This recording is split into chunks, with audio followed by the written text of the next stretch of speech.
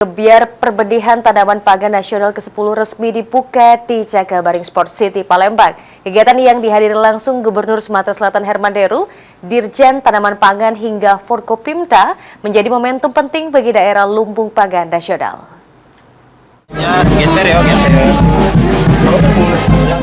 Menampilkan berbagai dempol atau lahan percontohan benih dari lembaga penyuluhan dan institusi pertanian, Gubernur Sumatera Selatan Herman Deru membuka secara resmi Gebiar Perbenihan Tanaman Pangan Nasional atau GTPN ke-10.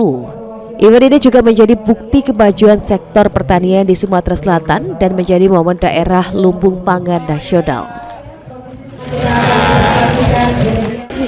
Pada seluruh penyuluh, stakeholder pertanian dan semua institusi yang ada ini, bagaimana mendorong varietas-varietas yang sudah tersedia di sini dengan perlakuan-perlakuan yang standar dapat dirasakan petani manfaat dari benih-benih temuan baru ini.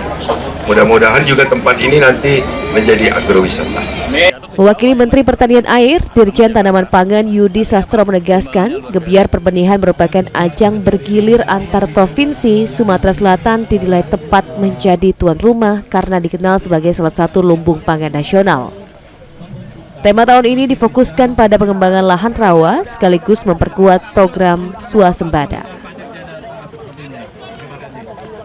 Sumatera Selatan kan lumbung pangan nasional kelima, jadi sekarang momentumnya pas. Kenapa? Di sini kan salah satu site yang akan menjadi akselerator swasembada. Nah, sehingga pas Gebiar Perbenihan Tanaman Pangan diadakan di sini dengan tema sekarang kan kita kan untuk perluasan areal kan di rawa. Dan Sumatera Selatan salah satu yang punya potensi rawa yang sangat besar.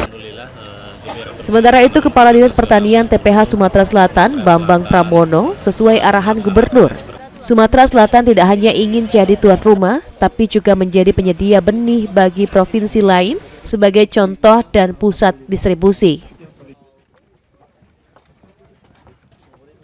Jadi di dalam kesempatan Gebiar Perbenihan ini kita mengangkat dua teknologi baru. Yang pertama teknologi padi apung. Karena padi apung tadi sempat juga ditanyakan beberapa teman-teman dari provinsi lain. Itu karena memang Sumatera Selatan 73%-nya lahannya adalah rawa. Nah, rawa ini apabila musim hujan dia tidak bisa ditanami. Nah, dengan teknologi padi apung, walaupun dia musim hujan, lahannya tergenang, itu insya Allah bisa ditanami. Itu yang pertama.